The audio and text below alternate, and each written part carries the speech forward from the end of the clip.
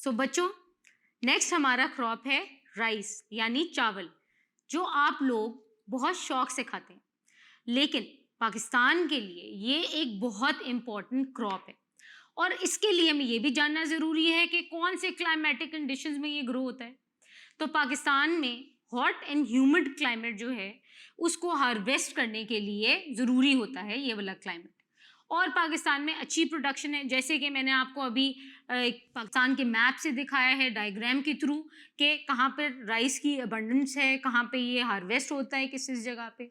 जो economic survey है पाकिस्तान का, उसके फैक्ट्स एंड फिगर्स के अराउंड 2018 से लेके 2019 तक उसकी प्रोडक्शन जो थी वो 7.202 मिलियन टन्स रही है और हमारे मुल्क की जो ज़रूरियात हैं उसको फुलफिल करती है ये। और हमारी ये जो राइस है ये all over the country produce होता है, जैसे कि आप लोगों ने डायग्राम में भी देखा।